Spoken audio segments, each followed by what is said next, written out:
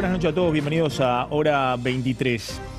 El gobierno de Javier Milei blanqueó esta semana de manera muy genuina por parte del ministro de Economía una situación que consideran totalmente paradójica, que es que pese a haber ganado contundentemente en la elección de octubre pasado, pese a haber aprobado de manera todavía más contundente en el Congreso durante el verano leyes muy importantes, inocencia fiscal, la reforma laboral, pese a que el Banco Central hizo una compra récord de dólar en enero y en febrero, casi 3.000 millones de dólares, en un escenario muy calmo desde el punto de vista cambiario, pese al acuerdo con el fondo, pese al apoyo de Estados Unidos y una enumeración muy larga que hace en sus apariciones públicas el ministro de Economía, Luis Caputo, el riesgo país no bajó como hubiese imaginado el propio Caputo y es de suponer que el propio Javier Milei. De hecho, esta semana dijo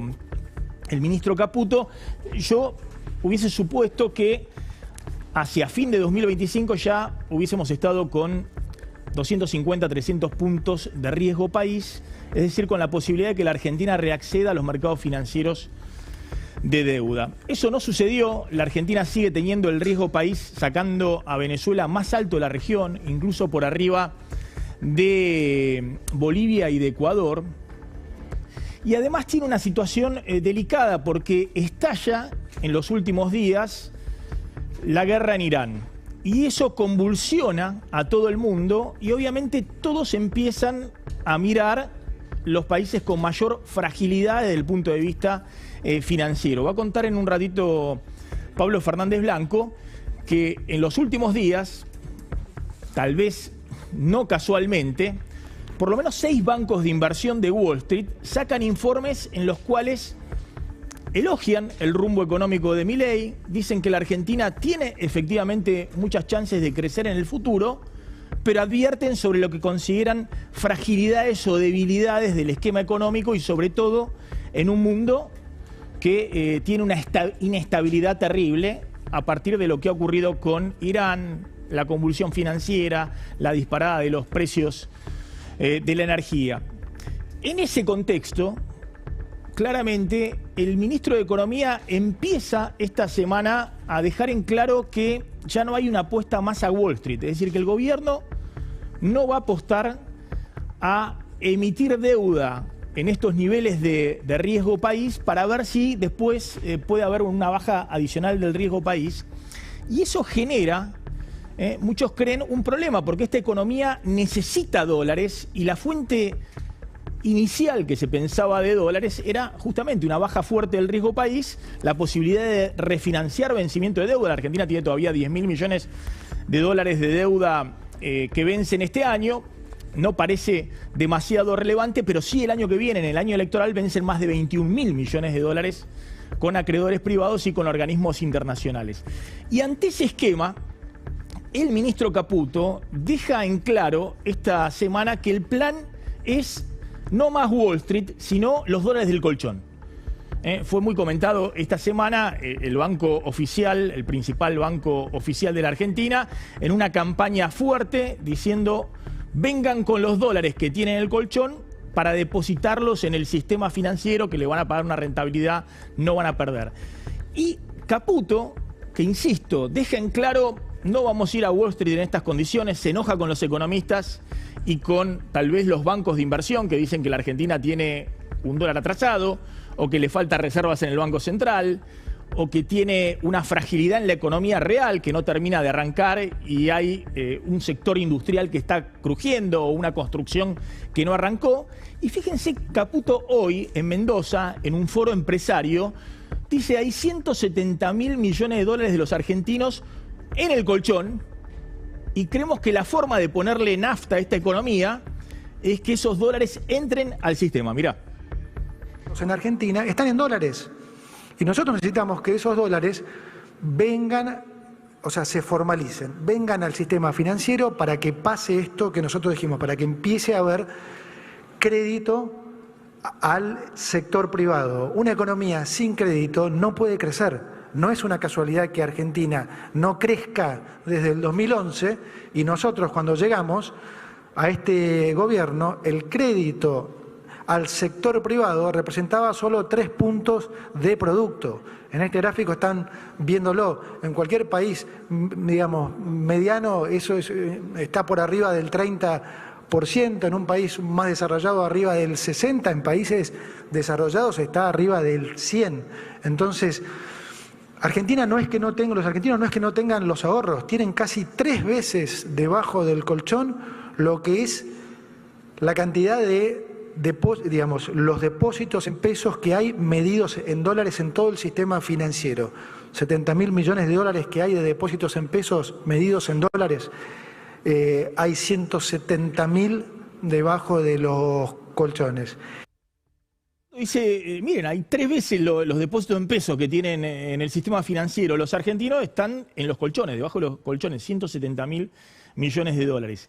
Y sabe que tiene una apuesta, tiene una bala de plata. Algunos dicen que esa bala de plata es de acá a junio, a julio, cuando se termina la cosecha gruesa. Seguir ensayando algo que nadie logró desde el regreso de la democracia y sobre todo desde la década del 90, cuando hay una fuerte suba de los dólares los argentinos en el colchón, lo que se llama la fuga de capitales. Alguien que nunca nadie logró, que es que esos dólares del colchón de los argentinos financien la estabilización, financien un plan económico. Nadie lo logró, ni siquiera Menem lo logró. Es decir, los dólares que consiguió Menem en la estabilización de la convertibilidad fueron dólares de extranjeros que ingresaron vía privatizaciones, vía emisión de deuda, vía colocaciones financieras de extranjeros colocándose en el sistema financiero local. Y Macri, en 2016 y 2017, consigue que el mundo le crea e ingresan una gran cantidad de dólares financieros y también emite 70.000 millones de dólares en el mercado financiero internacional porque grandes bancos de inversión consideraban que la Argentina había cambiado totalmente. Tal vez porque existieron esas experiencias, Menem en el pasado, la crisis del 2001 y también Macri, Wall Street le da la espalda al actual gobierno. Es decir, no hay financiamiento disponible para la Argentina. Y Caputo y Milei van por lo que no logró nadie. Quieren que los argentinos confíen. En las anteriores experiencias, tanto con Menem como con Macri, los argentinos seguían guardando los dólares abajo del colchón, los que financiaran a los extranjeros. Ahora es al revés. Los financieros dicen, nosotros esta vez no entramos. Y la apuesta es que confíen los argentinos. Fíjense cómo lo dice con todas las palabras en este corte Caputo hoy en Mendoza. Ustedes están perdiendo plata, fíjense la paradoja esta, tienen los dólares en sus casas, ustedes perdiendo plata, ¿sí? Pero además el que más pierde es el país, porque de vuelta, esos son dólares, esa es plata que no se canaliza al crédito. Cuando las pymes se quejan y dicen no tenemos crédito, y bueno, ¿y cómo vamos a tener si tienen los ahorros en sus casas? O sea, no hay créditos hipotecarios. Bueno, digamos, de vuelta, para que los haya, tiene que estar la base de ahorros. Y los ahorros están. Tiene que transformarse eso en crédito e inversión. Es casi un llamado, no digo desesperado, pero un llamado muy vehemente de Caputo a que los argentinos confíen. Dicen, ahí está el ahorro para financiar el crédito, para financiar la inversión.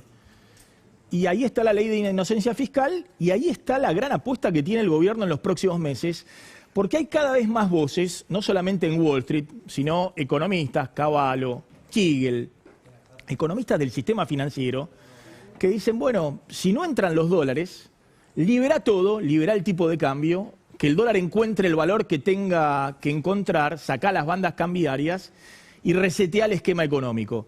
Y ahora les voy a mostrar por qué el gobierno considera que ese no es el camino. Hay un informe del Observatorio Social de la Universidad Católica Argentina, de la UCA, que verdaderamente tal vez sorprenda desde Grabois hasta la propia Iglesia, que ha sido muy crítica con el esquema económico de Javier Milei.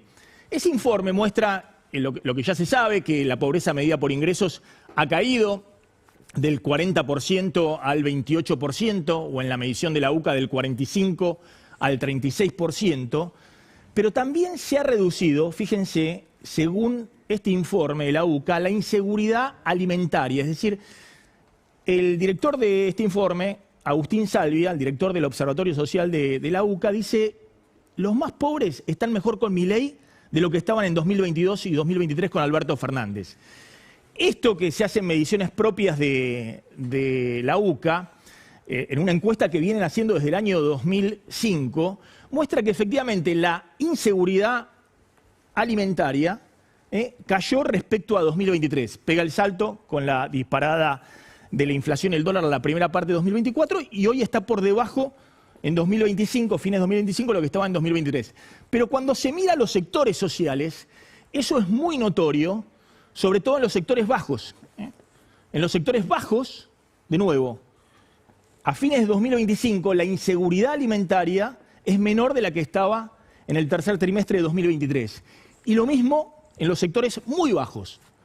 Es sustancialmente menor la inseguridad alimentaria respecto a lo que estaba. Esto lo dice el Observatorio Social de la Universidad Católica Argentina, que ha tenido discusiones con el gobierno kirchnerista por la truchada de los datos del INDEC, con el gobierno de Macri y con el gobierno de Milei, pero que hoy está diciendo la situación, hay un equilibrio social.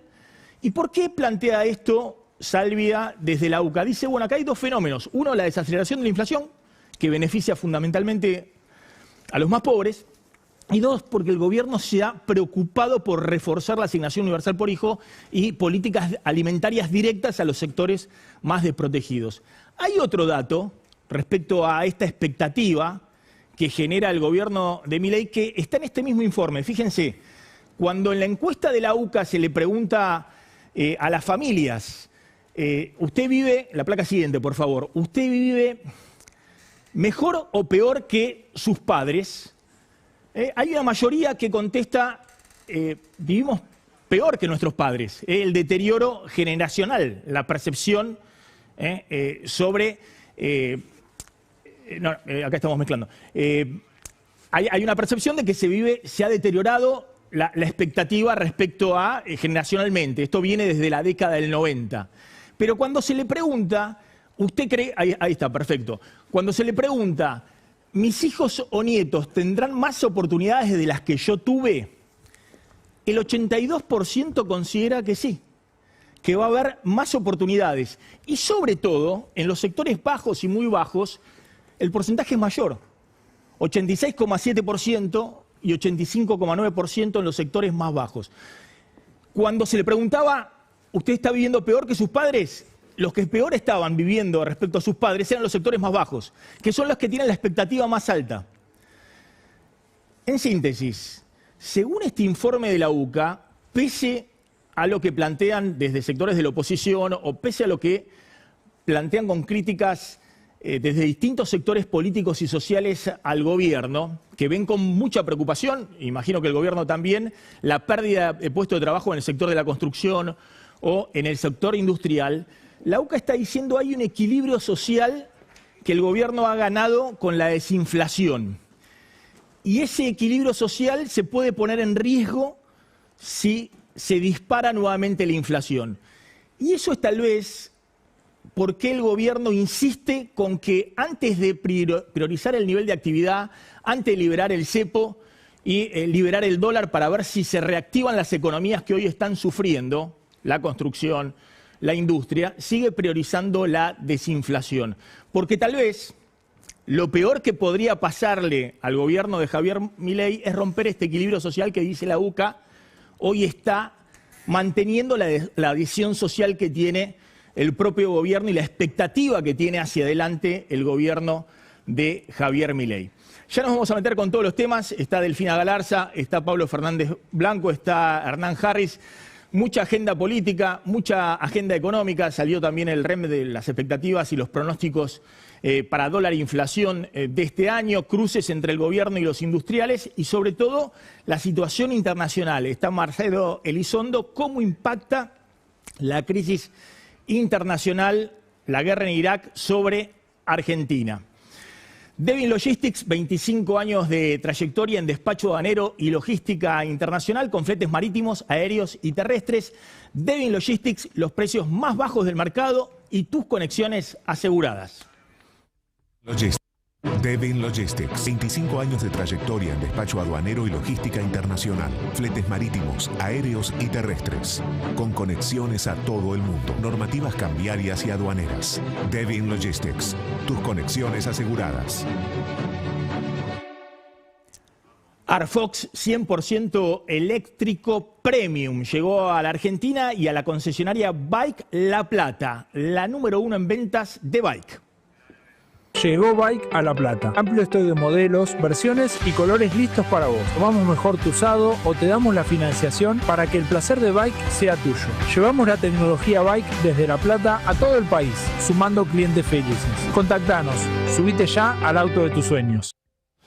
Bueno, ya estamos con Delfina Galarza, con Pablo Fernández Blanco, con Hernán Harris y con Marcelo Elizondo. Gracias, Marcelo, por venir. Hoy salió Cristalina Georgieva, la directora gerente del FMI, a advertir que la situación económica mundial podía empeorar a partir de la guerra en Irán. Sí, efectivamente, Medio Oriente. Y a propósito de eso, Maxi, hay un conjunto de bancos internacionales que alertó sobre los problemas que puede llegar a tener la Argentina. Vamos viendo algunos de ellos, de qué se trata. Todo esto en el conflicto en el contexto de, por un lado, las debilidades de la Argentina y al mismo tiempo el escenario de guerra a nivel mundial. Veamos primero lo que dijo Georgieva dale. Y después las advertencias de los bancos de Wall Street, que por eso creo que el gobierno dice, bueno, ya está, no vamos a hacer...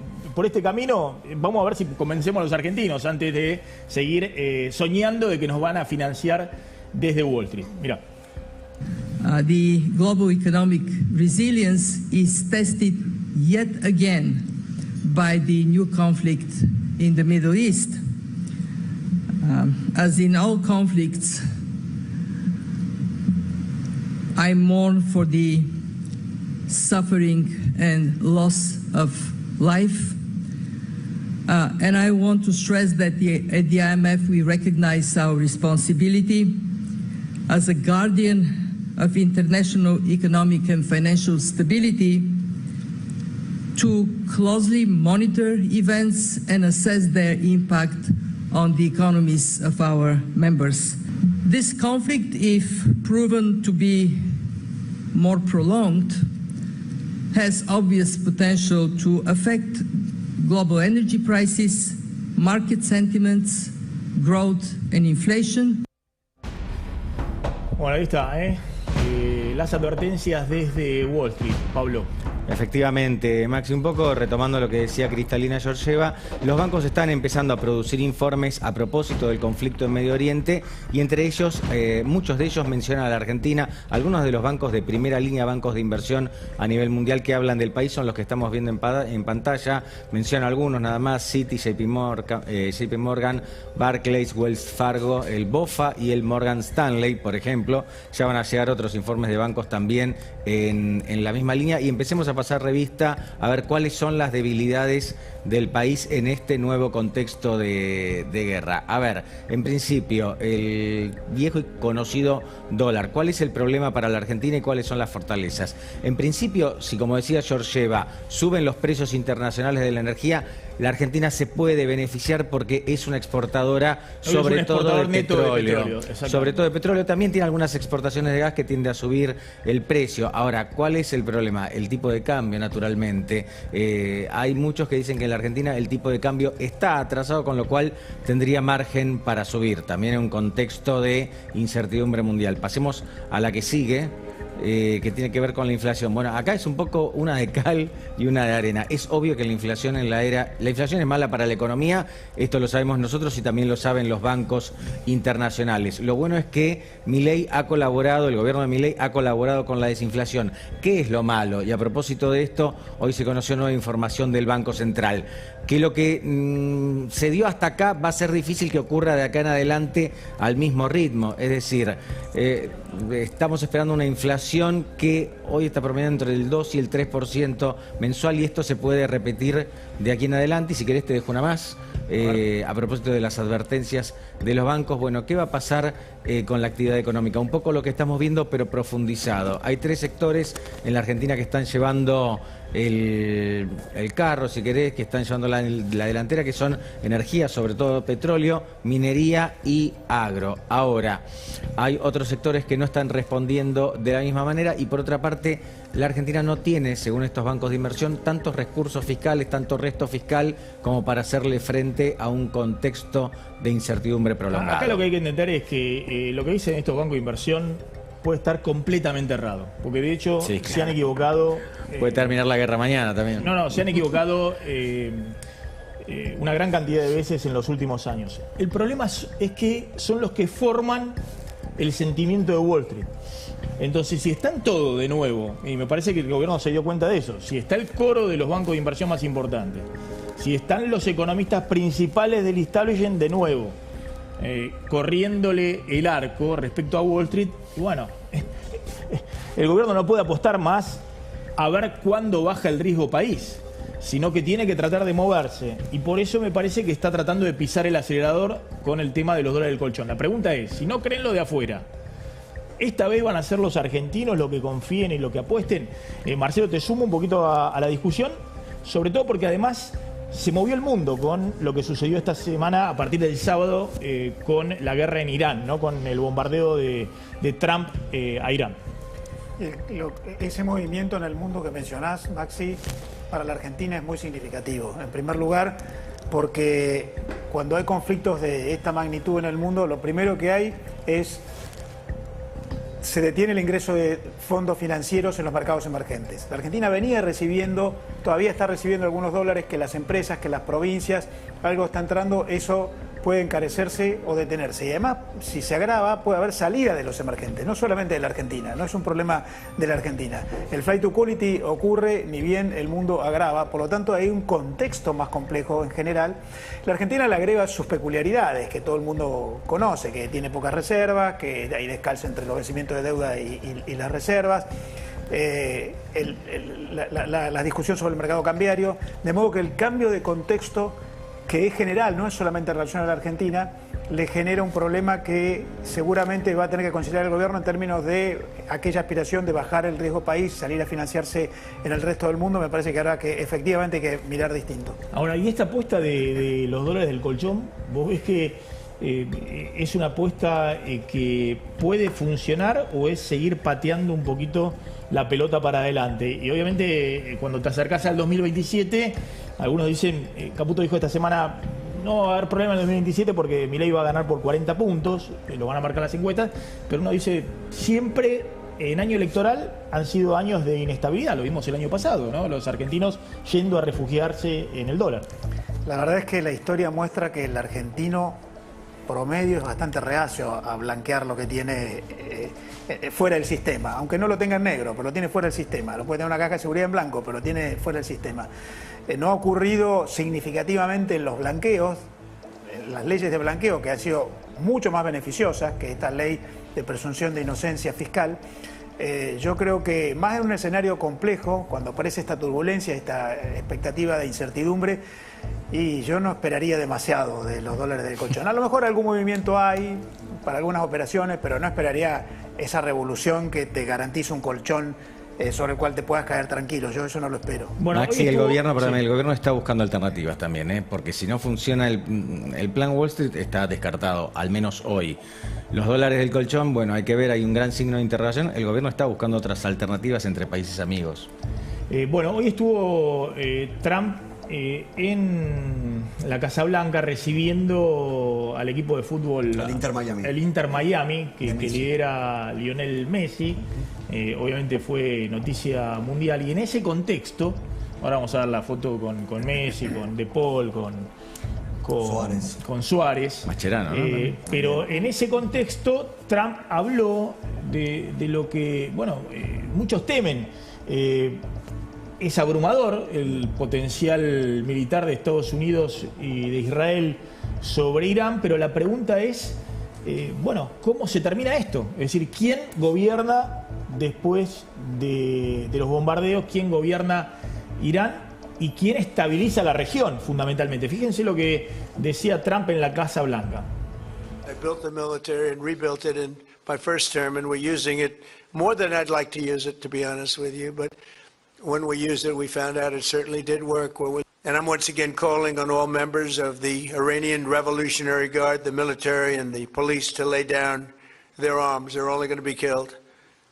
And now is the time to stand up for the Iranian people and help take back your country. You're going to have a chance after all these years to take back your country. So you'll be perfectly safe with total immunity, or you'll face absolutely guaranteed death. And I don't want to see that. They don't want to see it either. We also urge Iranian diplomats around the world to request asylum and to help us shape a new and better Iran with great potential. It's going to be, I think, a great future, and the United States will ensure that whoever leads the country next, Iran will not threaten America or its neighbors, Israel, anybody. Bueno, ahí está la foto con el equipo del Inter Miami, ¿no? Trump, que dice, está llamando a la fuerza de seguridad iraníes a que se levanten contra su propio gobierno, un poco, digamos, como ha ocurrido en otros países occidentales, ¿no? Donde, por la sucesión. Claro, ¿no? exactamente. Un poco, Trump, algunos dicen, bueno, piensa en Venezuela, digamos, entreguen al líder y que quede alguien gobernando que podemos... pero hay quienes dicen que el hijo del ayatolá que fue exactamente asesinado el sábado es peor que el padre. Ya lo descartó Trump. Y que las fuerzas de seguridad también son las fuerzas de seguridad tanto más fanáticas, más radicales, sí. Más radicales que... Entonces, la pregunta es, ¿qué salida hay ante esta situación? Mi impresión es que va a haber mucho más ejercicio de la fuerza para tratar de limitar o debilitar toda esa capacidad militar de defensa que todavía tiene Irán. Yo creo que vamos a tener todavía, lamentablemente, mucho más ejercicio de la fuerza intensa durante un tiempo. Y después creo que la estrategia de Trump es que se forme un gobierno iraní nuevo que negocie con los Estados Unidos. No me imagino a Estados Unidos previendo entrar por tierra para tomar el poder en Irán. Yo creo que además esas experiencias no solamente son difíciles de implementar, Irán no es Venezuela, sino que además han demostrado su incapacidad en el pasado. Pensemos en Libia, pensemos en Irak. Entonces me parece que acá lo que está tratando de hacer Trump es debilitar, que se produzca un movimiento interno, un gobierno iraní emergente, opositor al gobierno de los ayatolás, y que negocie con los Estados Unidos. Después te voy a preguntar un poquito esto que hablábamos, ¿no? Obviamente el precio del petróleo arriba de los $80 beneficia a Argentina con sus exportaciones, pero bueno, también presiona sobre los precios, ¿no? De hecho, hoy ya ha habido aumentos en las estaciones de servicio de algunas petroleras, porque ya no hay más anuncios de aumentos como había antes, sino que ahora los aumentos van directos. Hay algunas que han ajustado sus precios un 2% en el día de hoy. Pero muchos dicen que Trump quiere, al contrario, que esto se termine rápido y que el precio del petróleo baje porque tiene elecciones en noviembre. Así que vamos a hablar un poquito de eso en un ratito. La otra imagen que tuvo mucha atención en el día de hoy fue la asunción del nuevo ministro de Justicia, Juan Bautista Maíquez. Exactamente, ¿no? Dejó varias imágenes y podemos decir que dejó plasmada lo que es la interna, lo que viene siendo, mirá, acá, la era de hielo, ¿no? Acá le vemos a Santiago Caputo y Karina Milei.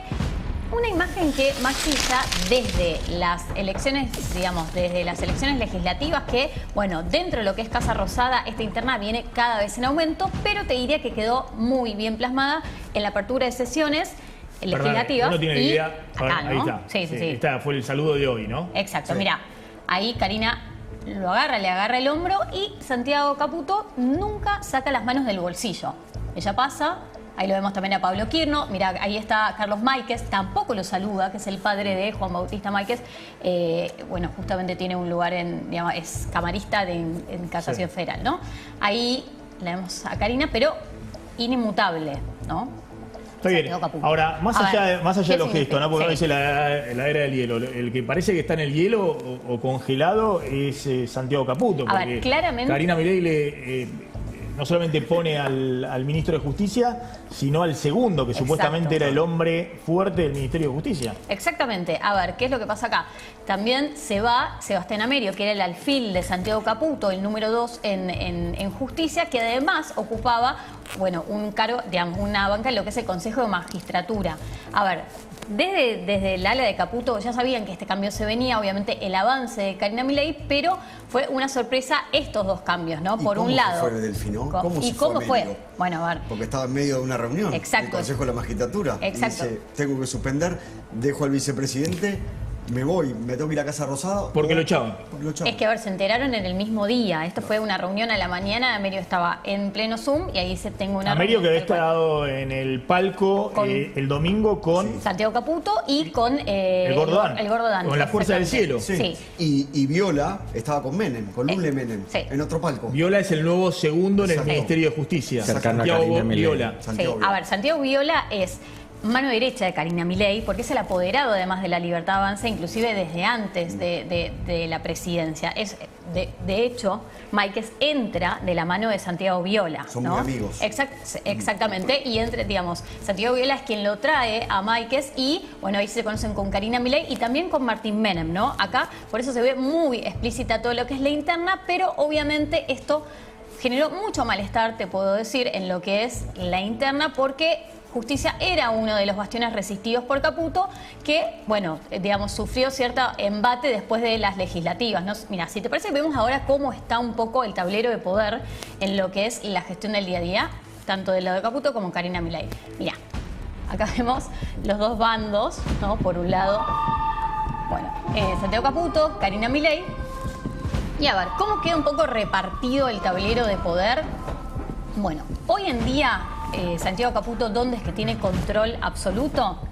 Bueno, vamos a arrancar por el team Karina. Bueno, lo vemos, por supuesto, a Martín Menem, Cámara de Diputados. Después lo vemos a Máiquez, bueno, el nuevo ministro de Justicia. Lule Menem, ahí los dos Menem. Manuel Adorni, jefe de gabinete. Lo vemos después, mira, a Sebastián Pareja, el hombre de Karina Milei en la provincia, además, el armador.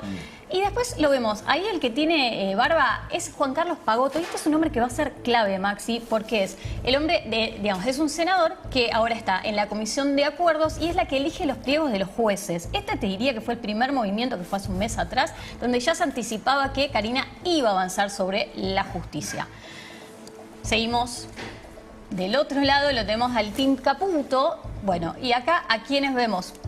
Por un lado, vemos a Cristian Aguadra, que es el titular de la CIDE. ¿Te acuerdas cuando se fue Sergio Neifert a fin de diciembre pasado? Bueno, es un hombre de extrema confianza de Santiago Caputo, de hecho, de la familia de Santiago Caputo. Y después los tenemos del otro lado al ministro Lugones, de la cartera de salud. Te diría que este es el ministerio donde Santiago Caputo tiene control prácticamente absoluto. No se habla mucho de esto, pero lo cierto es que, digamos, todas las figuras del área de salud responden directamente a Caputo. Por el otro lado, también lo tenemos a Amerio, que, por lo que tengo entendido, no se va a ir del gobierno. Es más, por estas horas muy probablemente se le ofreció un cargo en lo que es la Procuración del Tesoro. Y después, de todas maneras, acá ha quedado demostrado un modus operandi que evidentemente Karina Milei es Milei, ¿no? Y Milei es Karina. Digo porque estaba toda la discusión y los medios armando de que Guillermo Franco, el jefe de gabinete, que si entraba Caputo, lo que fuera, lo limaron a Guillermo Franco y Karina y Milei pusieron a Manuel Adorni como jefe de gabinete y usaron a Guillermo Franco para ponerle todo el freno a Santiago Caputo. Y ahora, en una demostración bien clara de quién decide las cosas y cómo se ordena el poder, en esta salida que era anunciada de Cunio Libarona, que aguantó hasta marzo a pedido de Karina Milei, bueno, directamente está la designación del ministro de Justicia y el número 2. Me parece que no hay ya interna. No, pero a ver, más allá del periodismo. Y Milei que ha aprendido, ha hecho un curso de que se le puede decir cualquier cosa, pero no que hoy sea un político muy avesado, va y lo contiene y lo abraza cariñosamente, que seguramente tiene una relación muy afectiva a Santiago Caputo. Esto es como cuando cuando, ¿no? Es la relación típica, ¿no? Él te abraza, te contiene, y en todo caso está claro te mandó al fondo cómo del se vagón. definen las De cosas. hecho, Claro. Está bien. Igual, sí, de hecho, hoy estuvo en Olivos, ¿no? Con el presidente Santiago Caputo también, en justamente este plan. Ojo que la idea del triángulo de hierro no la inventamos nosotros. El triángulo de hierro surge de Milei.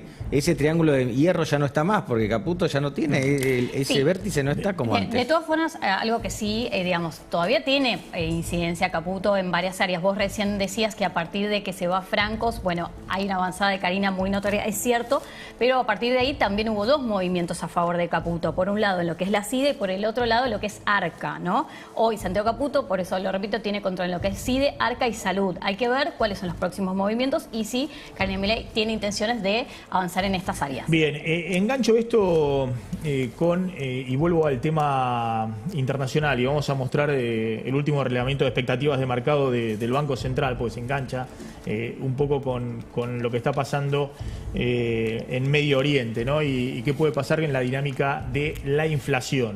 Hernán. Bueno, tenemos, hay información por supuesto de último momento porque Israel afirma tener intensos bombardeos sobre Irán en este momento. Ahora vamos a ver algunas imágenes. Esto está sucediendo en este momento. Intensos bombardeos, se intensifica los ataques de Israel, en este caso sobre Jordania. Recordemos que Israel acusó a Irán hace pocas horas de utilizar bombas de racimo, ¿no? Estas bombas que están prohibidas por la Convención de la Guerra, bueno, y que generan tanta destrucción. Bueno, hay nuevos ataques de Israel sobre Irán y acá estamos viendo las imágenes, Maxi, lo que intensifica aún más el conflicto que ya lleva 6 días, ¿no? Y que, por supuesto, y genera la incertidumbre de no saber cuándo finaliza, ¿no? Si es una acción desesperada de Irán que ataca, abrió muchos frentes, ¿no? Ataca varios países. Una armada iraní, por ejemplo, que está muy debilitada. Bueno, en este caso Israel atacando fuerte sobre Irán. Está Juan Negri en comunicación. Juan, gracias de la Universidad de Itela por comunicarte. Bueno, ¿cómo ves que continúa esta situación? ¿Hay una salida rápida, que es lo que planteó el fin de semana Trump? Dijo, esto va a durar 4 semanas máximo, tal vez menos, y es lo que está esperando de alguna manera el mundo, ¿no? Porque si se prolonga la situación de la disparada del precio de la energía, la convulsión financiera, se complica todo, ¿no? Lo decía recién el Fondo Monetario Internacional. ¿Vos ves una salida rápida de esta situación en Irán? El riesgo, por supuesto, es una escalada regional y que esto se complique aún más y estemos frente a un conflicto empantanado, pero también es cierto que Irán no tiene el resto como para resistir precisamente a la principal potencia militar del mundo como los Estados Unidos o uno de sus socios estratégicos como Israel. Creo que a eso hacía referencia Trump cuando hablaba de las 4 semanas. No me queda claro de dónde viene exactamente esa cifra, que significa 4 semanas que está calculando, pero sí me parece que está pensando en eso. Simplemente Irán está en modo resistencia y eso no va a poder durar demasiado. Vos sabés que hoy un economista, premio Nobel, Paul Krugman, hacía la cuenta y decía a Estados Unidos le cuesta $1.000 millones por día los bombardeos. Y sobre todo los sistemas de defensa que tienen las bases de los países del Golfo, ¿no? Porque hoy, esta es la otra, hoy es mucho más barato el ataque con drones, esto que valen pocos miles de dólares, exacto, y son mucho más caros, valen millones, los sistemas de defensa para interceptar a esos, o te bombardean un radar, por eso ocurrió algo insólito, que bombardeen con un dron la embajada de Estados Unidos en Riad o el consulado en Dubái, ¿no? Ahora, la pregunta, vos ves que efectivamente puede haber una definición, es decir, que con estas restricciones es bombardear y después ¿qué? ¿Quién gobierna Irán? No, o sea, me parece que son carriles, o sea, me parece que a mí me da la impresión de que Irán está obviamente ahorcado, tiene, como decíamos recién, la necesidad de resistir el asedio iraní-estadounidense y a la vez, como sabemos, está en el medio de una crisis interna producto de la muerte del líder supremo. O sea, ahí hay que armar una sucesión. Pero Irán no es Venezuela, Irán tampoco es Siria o en su momento Irak, es decir, no es un sistema que esté organizado alrededor de una familia dinástica, es decir, la complejidad institucional de Irán es alta, es decir, hay muchas instituciones, muchas fuerzas policiales, es decir, es un sistema que está diseñado como para sobrevivir una crisis como esta. Entonces no se va a imitar el modelo Venezuela, no hay una Delcy Rodríguez que pueda ocupar ese lugar, y además, como el mismo Trump reconoció un poco tragicómicamente, están todos muertos, ¿no? Es decir, Trump en un momento dijo, bueno, habíamos pensado en en aquel, pero están todos muertos. Yo creo que va a haber una transición en Irán, que se va a elegir un líder supremo más permanente. Y no me sorprendería que hubiera contactos entre Irán y Estados Unidos por abajo de la mesa para llegar a algún tipo de acuerdo. Y Estados Unidos cumpliendo el cometido de que no haya ningún tipo de capacidad ya militar y mucho menos nuclear por parte de Irán. Correcto, y también afectar a un socio chino, que siempre es como el telón de fondo de todo esto. Israel también cumpliría su objetivo de tener a un Irán muchísimo más débil en lo que tiene que ver con sus capacidades nucleares, que como sabemos es la gran preocupación del Estado de Israel. Puede salir mal también, ¿no? Es decir, Irán está tratando de subirle los costos a varios países. A toda la región. Sí, perdón. Sí, subirle los costos a toda la región, a todo el mundo. A toda la región, y la región se puede en un momento decir, bueno, basta, metámonos en este conflicto también, y ahí siempre tenés el riesgo de la escalada. Yo creo que no es un escenario muy probable, porque creo que, insisto, Irán no lo va a poder resistir, pero también, las cosas pueden salir mal, ¿no? Juan, gracias, muy amable. Les mando un abrazo. Gracias, muy amable. Engancho con esto, la dinámica económica, volvemos a la Argentina. Gracias. En los próximos meses. Hoy salió el relevamiento de expectativas de mercado del Banco Central, que relevan entre 60 consultoras, y se desagrega el promedio de todas las consultoras y después las 10 que mejor pronostican o que mejor suelen pronosticar.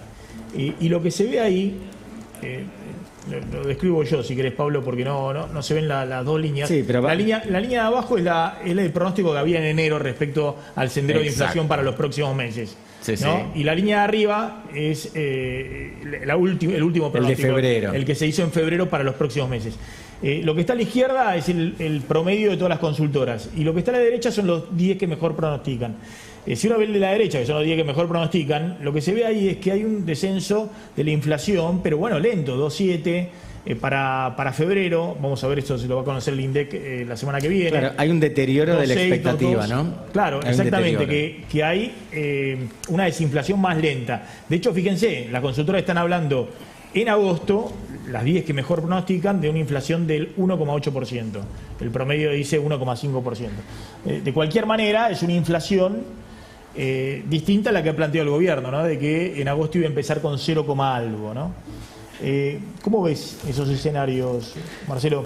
Yo veo como positivo que vuelve la senda de desaceleración. Pensemos que venimos con muchos meses de aceleración de inflación. O sea, que la curva de vuelta y vuelva a la desaceleración, aunque desacelere por encima de la curva prevista originariamente, me parece una buena noticia. No hay que dar por sentado que la inflación baja a como dé, sino que hay que hacer las cosas bien. Segundo, yo creo que todavía la Argentina está pagando el impacto de esos meses fatídicos que hubieron entre marzo del año pasado y octubre, en los que tuviste crisis de confianza, dolarización de carteras y mucha baja de la demanda de moneda. Eso también generó acomodamiento de precios hacia arriba, expectativas inflacionarias adicionales, todo eso lo estás pagando y recién es un fuego que se está empezando a apagar ahora. Tercero, hay que considerar el tema internacional, porque acá si el conflicto en Irán se sostiene en el tiempo, vas a tener una aceleración de la inflación mundial y vas a tener presión cambiaria en la Argentina, y todo eso también hay que tomarlo en cuenta. Claro, de hecho la suba del dólar en estos días se ha producido en toda la región, porque lo que está habiendo en toda la región es nuevamente una salida de capital, así como había una baja del dólar en toda la región a principio de año, una baja de riesgo país en toda la región a principio de año, ahora se está dando un efecto inverso, ¿no? Donde los capitales están buscando refugio en el dólar fundamentalmente, ¿no? En liquidez. Es un escenario financiero más complicado para todos. Ahora, los países que están con menor reputación, si se quiere, como Argentina, histórica, bueno, los miran más lejanos. Siempre que hay conflictos internacionales, vos tenés flight to quality. Primero se corta el ingreso en los emergentes y después empieza a haber salida de divisas de los emergentes. Ahora, pensemos, Maxi, en lo que hubiera sido este problema con esta dimensión en otro momento del mundo. Tendríamos un problema cambiario en todos los emergentes, el petróleo valdría mucho más. La verdad es que el mundo se está bancando bastante bien. Bueno, fíjate este informe del BID, que insisto, no es relevante si tienen razón o no tienen razón. El tema es que te están poniendo los bancos de inversión de Wall Street, te generan un clima, o el BID en Washington, te están poniendo este informe donde hay un indicador de fragilidad financiera, son las perspectivas económicas para 2026. La Argentina es uno de los países que más tiene perspectiva de crecer en 2026, pero en fragilidad financiera, vulnerabilidad financiera, la ponen primero de toda la región. El Banco Interamericano de Desarrollo, ¿no? Entonces, uno dice, bueno, más allá de que tengan razón o no tengan razón, hay un problema porque son los que forman opinión en Estados Unidos y lo que plantean es Argentina puede crecer fuerte en el corto plazo, pero su vulnerabilidad financiera sigue siendo alta, enfrenta costos de financiamiento elevado, esto de que no se puede terminar de bajar el rico país, todavía por arriba, casi el doble de la región y por arriba de Bolivia y de Ecuador, es muy sensible a shocks globales de riesgo y de tasa, y tiene limitado margen fiscal, que es lo que estamos viendo, 7 meses de caída de la recaudación, y obviamente como condición sine qua non mantener el equilibrio fiscal, es decir, no hay margen para aumentar el gasto público. Es más, la idea es recortar más el gasto público para mantener el equilibrio fiscal, ¿no? Claro. Por eso también Caputo busca los dólares debajo del colchón para tratar de empezar a aumentar la recaudación también. Y acá, perdón, yo creo que hay que considerar un tema que nos va a perseguir, no va a ser tan fácil para la Argentina. La reputación argentina se paga. Por eso, con los números de la Argentina, otros países estarían disfrutando mejor condición. Pero la Argentina tiene una historia tan negativa que hoy cualquier sensibilidad mínima el mercado te la cobra. Y por eso no se generan expectativas más favorables para la Argentina. Bien, ya contás la respuesta. Hoy le respondió Roca a el líder del grupo Techin, a Milei, ¿no? Hay cruces con la UIA y el gobierno. Pero hoy parece que Techin directamente salió a responder. Pero antes, ¿quién es el ministro de Justicia? Bueno, recién lo veíamos, ¿no? Juan Bautista Máiquez, a ver, de larguísima trayectoria judicial, ¿no? Además, su familia, por supuesto, lo veíamos también a Carlos Máiquez, pero vamos a repasar un poco los principales, a ver, puntos de su carrera. Ahí lo vemos, ¿no? Cuando hoy juró Juan Bautista Máiquez. Bueno, a ver, Maxi. Máiquez viene, por un lado, ¿te acordás? Fue funcionario en realidad casi número 2, ¿no? De la cartera de justicia cuando estaba Germán Garabano. Era otro el cargo, pero también en su momento, además, tenía una silla en el Consejo de la Magistratura en aquel entonces. Bueno, ascendió a la política, sí, de la mano de Daniel Angelici, y ocupó también cargos en la AFA del Chiquitapia. De hecho, días antes de que saltara toda la polémica, ¿te acuerdas que se había anunciado lo que era la universidad de la AFA? Bueno, era el vicerrector de la universidad. Era el vicerrector, exactamente. Sí. Que de hecho él, apenas eso se da a conocer, bueno, presenta, digamos, pide la eliminación y la renuncia. Es rector del Instituto Universitario de Seguridad de la ciudad. A ver, recorre los pasillos desde hace varios años de todo y el padre publicó, y además, que es camarista en casación, exactamente. Publicó Hugo Alconadamón, que estuvo festejando su cumpleaños en la quinta. En Villarrosa, en la quinta de Tobillino. Exactamente, claro. De Tobillino, que hay una causa además por eso, y que Máiquez tenía esa causa, que justamente lo que estaban viendo era la competencia por esa causa, y él renuncia en relación a toda esta polémica. Extraños caminos lo de la familia judicial, ¿no? Sí, no es el único, además, Máiquez, que tiene vinculaciones con la AFA, ¿no? También hay el hermano del, creo que Esteban Máiquez, también tuvo un cargo en lo que es y Máiquez, lo primero que hizo fue echar a Vitolo de la IGJ, que era el que quería poner veedores en la AFA. Exacto. Yo pondría la mirada en Daniel Angelici, en el radicalismo de la ciudad de Buenos Aires, que obviamente es donde pesa fuerte Angelici. bueno, es un poco el esquema de manejo, si se quiere, de... Es difícil encontrar un momento... de la época del macrismo. Sí, de la historia que un ministro de Milei muchas veces criticó, tanta fuerza, ¿no? Milei muchas veces criticó, pero al parecer, bueno, hay una confianza renovada en este sector.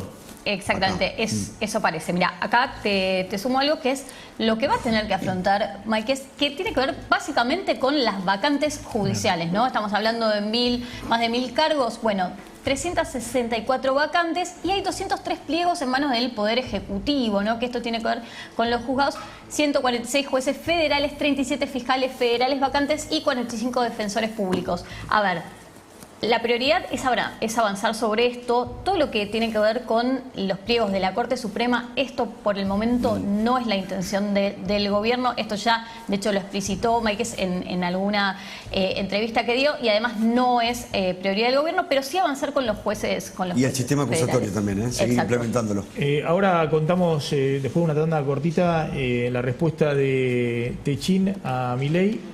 Y el viaje de Milei. Milei está viajando mañana a los Estados Unidos porque empieza la Argentina Week en Estados Unidos para promocionar inversiones en la Argentina desde Nueva York, ¿no? Esto es en Nueva York. En Nueva York, sí. Pasa por Miami primero. Marcelo, gracias por haber venido. La Nación presenta experiencia Living Remeros Beach, una muestra de diseño y decoración única que